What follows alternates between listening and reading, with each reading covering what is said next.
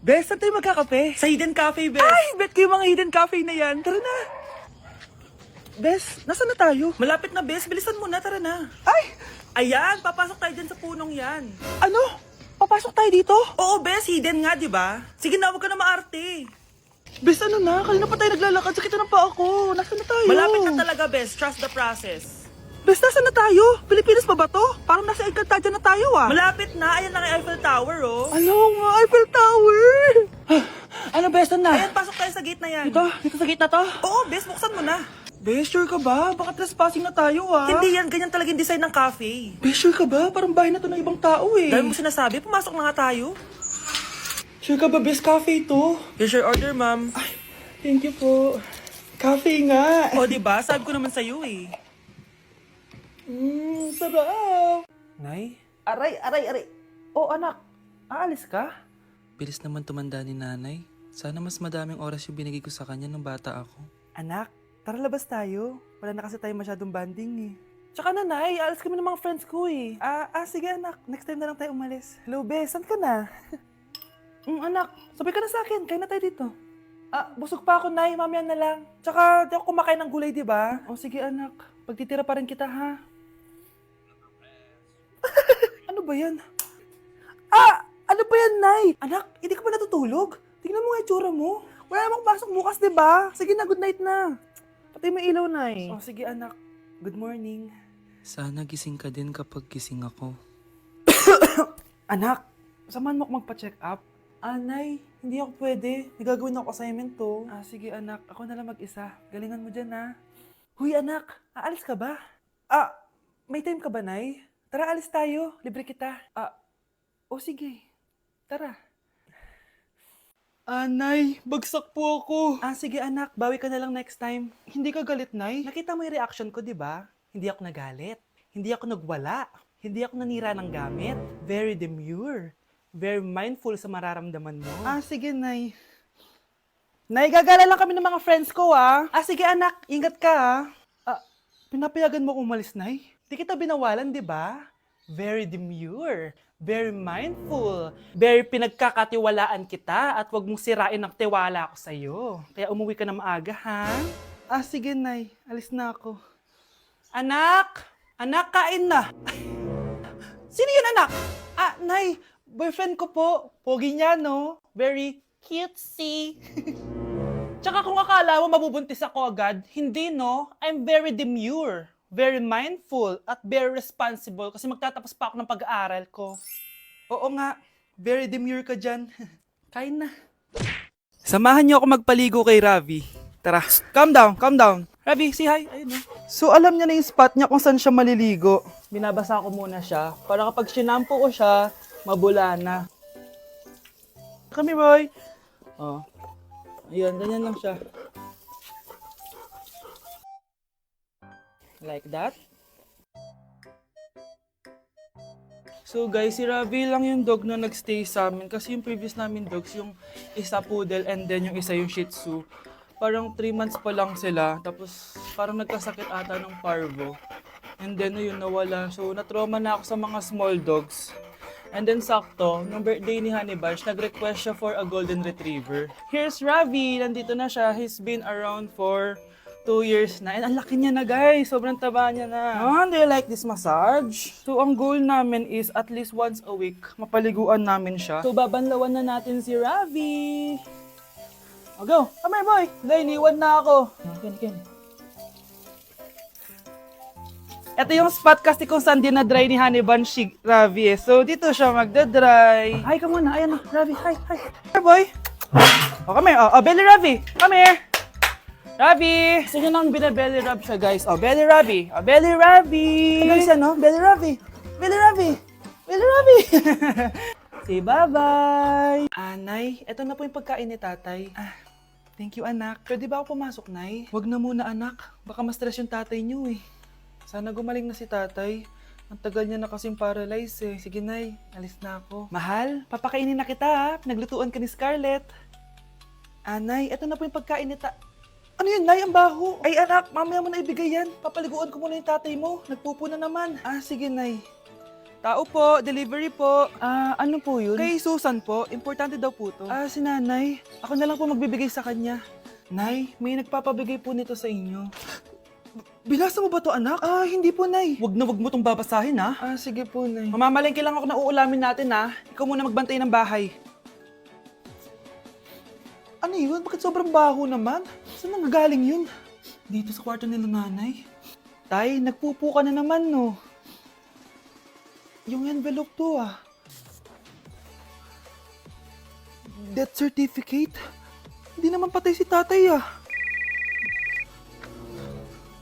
Hello po. Buti naman po, ma'am, sinagot niyo na. This is St. Peter's Funeral. Kala niya po ipapaimbasa mo yung asawa niyo. Isang linggo na rin po kasi baka bumaho po yung bangkay niya. Anak, alam kong nasa kwarto ka ng tatay mo. Si nanay. Death certificate? Hindi naman patay si tatay, Anak, alam kong nasa kwarto ka ng tatay mo. Si nanay. Anak! Nay, tawag niyo po ba ako? Wala. Kala ko nasa loob ka eh. Sige, Nay. Gagawan ko na po ng pagkain si tatay. Kailangan ko malaman ng totoo. Sorry, Nay. Kailangan kong gawin ito sa'yo. Nay, eto na po pala yung pagkain ni tatay. Ginawan din po pala kita. Buti naman naisip mo pa ako. Thank you, anak, ha. Welcome, Nay. Mahal, kain na tayo. Gumana yung plano ko. Kailangan ko na humingi ng tulong. Ang galing mo din, Scarlett, no? Pero mas magaling ako. Nay, hindi ka nahimatay. Anong akala mo sa akin? Tanga? Inamoy ko yung pagkain na binigay mo sa akin. At kaamoy niya yung lason na nilalagay ko sa pagkain ng tatay mo. Ang sama mo, Nay. Well, kailangan ko ang pera ng tatay mo. Inasawa ko lang naman yan kasi mayaman siya. Ipapakulong kita sa ginawa mo kay tatay. Sa tingin mo, maniniwala sa'yo ang mga pulis? May CCTV tayo sa bahay. Kitang-kita dyan na ikaw ang gumagawa ng pagkain ng tatay mo. Kanina pa nasa kulang mga pulis. At naririnig nila lahat ng sinasabi mo. Mga pulis? Nasaan na siya? Nakakatakot! Matalino ako, Scarlett. Alam kong gagawin mo yan. Binayaran ko ang mga pulis para din nila kulihin. Pera-pera lang. Walang iya ka talaga, Nay. Sumama ka na sa akin. Itali nyo na yan. At siguraduhin yung hindi makakatakas yan. Ano? Itatali? Hindi! Shh, Scarlett. Itatakas kita, ha? Alam ko lahat ng baho ng nanay mo. Tita? Scarlett? May kausap ka ba? Nandiyan na si nanay. Bilisan mo. Paparating na siya. Bibilisan ko na. Shh, Scarlett. Itatakas kita, ha? Scarlett? May kausap ka ba? Nandiyan na si nanay. Bilisan mo. Paparating na siya. Bibilisan ko na. Scarlett! Scarlett! May kausap ka ba? Huwag kang maingay dyan, ha? Scarlett, tara na. Tara na, tita. Tita, buti na lang dumating ka. Hindi ko na kaya mga pinagagawa ni nanay. Hi, Scarlett. Nay. Napaka-hayop mo, Susan! Oo, hayop ako. At least madaming pera. Huwag kang mag-alala. Hindi kita sasaktan. Hindi ko na din kaya mga pinagagawa sa akin ni Susan. At ikaw, Scarlett, ipapakain ko sa'yo yung lason na binigay mo sa akin. Nay, wag po. Halika. Isubo mo tong lason. Ito'y nararapat sa'yo para mawala ka na sa mundo. Itigil mo na yan, Susan. Totoo ba itong nakikita ko? Buhay ka, Tay? Oo, buhay na buhay.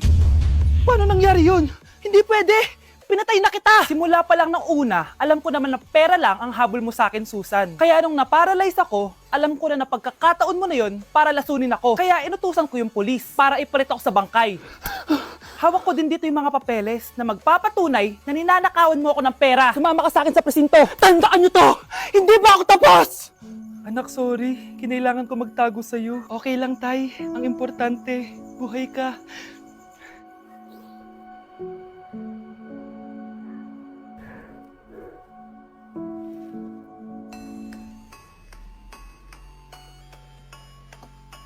Mga anak!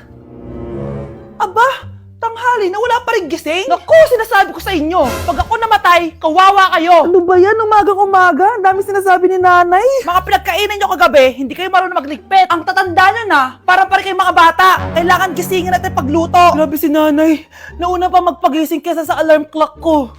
O Kyle, kakagising mo lang? Nay, hindi pa po ako natutulog. Ano? Diyos ko po! Nung kabataan namin, 7 p.m. pa lang, tulog na kami. Tapos, ang gising namin, 4 a.m. para pumasok sa school. Hulaan ko, Nay. Tumatawid pa kayo ng bundok tsaka ilog para mag-aral, no? Oo! Buti nga kayo may hatid sundo pa eh.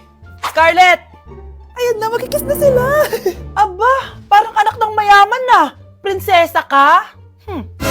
Nay naman eh, ang init-init eh. Hindi ako nagtatain ng pera, Scarlett, ha? Nagtitipid ako ng kuryente, kaya matuto kayo magtipid. Kaya gamitin niyo tong 2-in-1 Stand and Desk Fan from Tough Mama. Di ba? Ang aesthetic.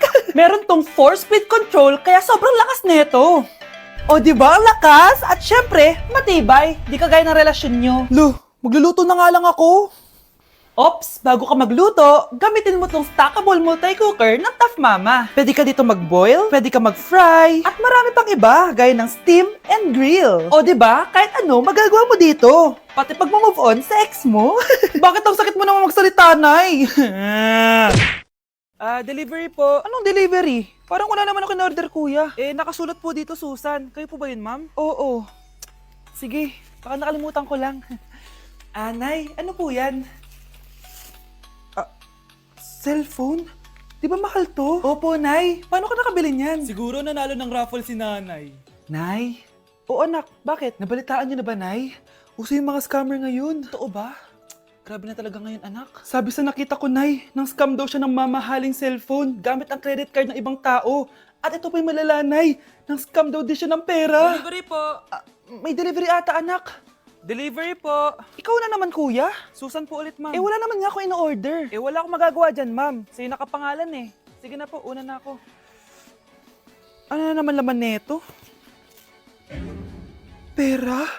Ito ba yung sinasabi ni Scarlett na galing sa scam? Pero bakit sa akin nakapangalan?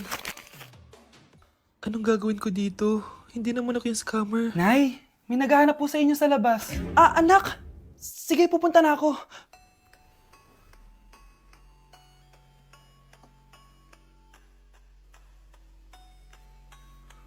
Hello po. Ano pong kailangan nila? Kayo po ba si Susan, ma'am? May natanggap po kasi akong report na kayo daw po nangi-scam.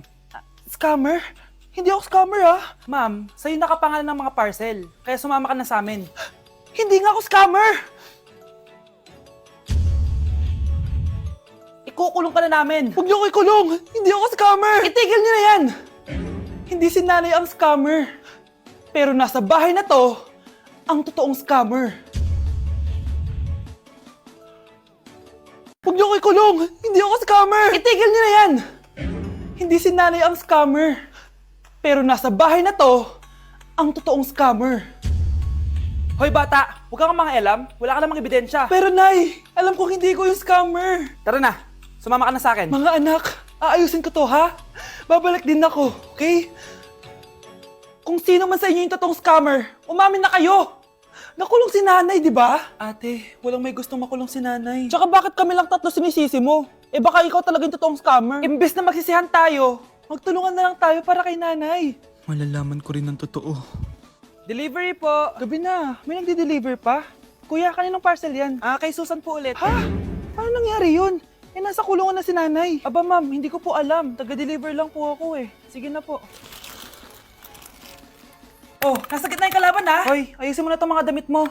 Ilagay mo muna din sa kama. Ayun na! Ano naman ito laman ng parcel na to?